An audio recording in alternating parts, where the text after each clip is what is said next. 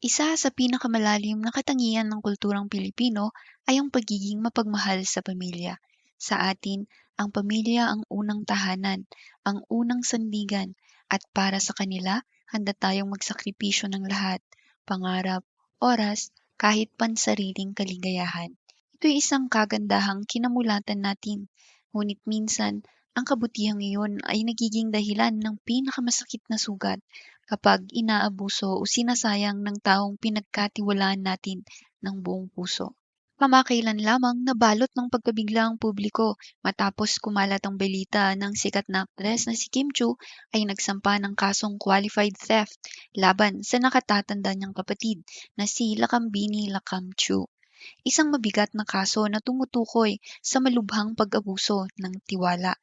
Iyon lamang ang pahayag ng kanyang legal team at iiwan na lamang sa korte ang proseso. Ayon sa opisyal na pahayag ni Kim, ito ang isa sa pinakamahirap na desisyon sa buhay niya. Sinubukan daw niya na paulit-ulit na ayusin ito sa pribadong paraan alang-alang sa pamilya. Pero dumating ang puntong wala nang ibang daan kundi ang magsampa ng kaso. Simula pa nang pumasok siya sa showbiz, kita sa bawat ngiti, bawat luha, at bawat pagkapagal kung gaano niya kamahal ang kanyang pamilya. Siya ang naging breadwinner, buong pusong ibinabahagi ang bunga ng kanyang tagumpay sa mga mahal niya sa buhay, lalo na kay Lakam, ang kanyang ate, na minsan na niyang tinawag bilang agapay at nagsilbi niyang pangalawang magulang. Noong 2020, nag-post pa si Kim ng isang taus-pusong mensahe para sa karawan ng kanyang ate. Sabi niya, "Thank you is not enough for everything that you do for us, especially me. We've been on this journey together from the start. Thank you for sticking by my side and not leaving me. Most of all, for thinking for me when I don't want to think anymore. Being my shield, my protector, for always being the first one to pick me up every time I almost fall. Thank you for giving me hope. Thank you for being the pillar of our family. We are strong because of you. We love you, Achi." At sa post naman ni Lakam, tinawag niya si Kim bilang kanyang pinakamagandang biyayang natanggap sa kanyang buhay. Walang dudang mahal at labis na malapit ang dalawa sa isa't isa. Pinagkatiwalaan ni Kim ang kanyang ate Lakam sa kanyang mga negosyo, mula sa bag business at di umano maging sa franchise na pagmamayari ni Kim tulad ng Julie's franchise hanggang sa mga condo units niya. Isang tiwalang hinubog ng taon ng pagsasama bilang magkapatid at magkadugo. Taong 2023, nang maospital si Lakam at naging kritikal ang kanyang kondisyon, halos mawasak ang puso ni Kim sa takot. Humingi siya ng dasal sa publiko na sana'y ipagdasal ang paggaling ng kanyang kapatid. Gumaling si Lakam at inakala ng lahat na ang pagsubok na iyon ay magiging daan para mas maging matatag pa silang magkapatid. Ngunit pagsapit ng 2025, pumutok ang balitang nag-unfollow na ang magkapatid sa social media. Ayon sa mga ulat, nadiskubre ni Kim na nalulung sa sugal ang kanyang ate gamit ang kanyang pera at natalo ng daang milyong piso. May nagsasabing 100 million daw ang perang nawala.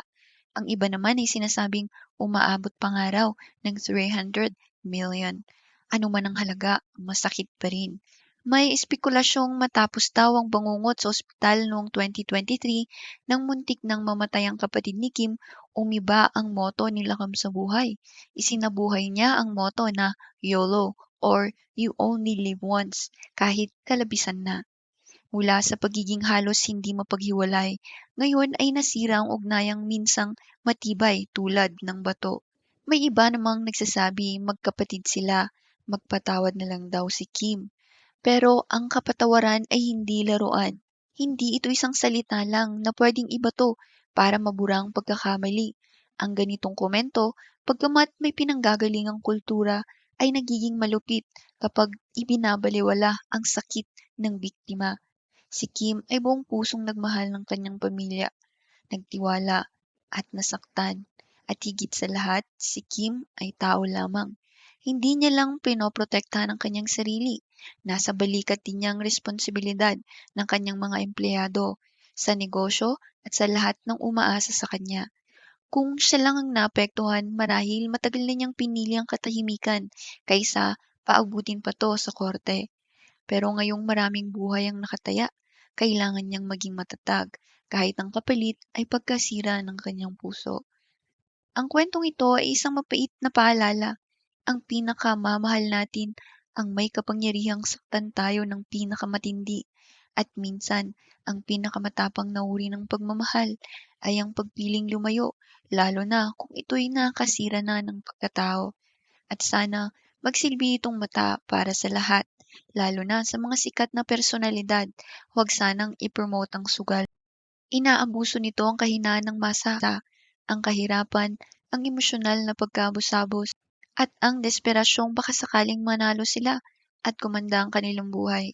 Sugal ay adiksyon, sugal ay sumisira ng pamilya at buhay, at walang mabuting bungang nagmumula dito.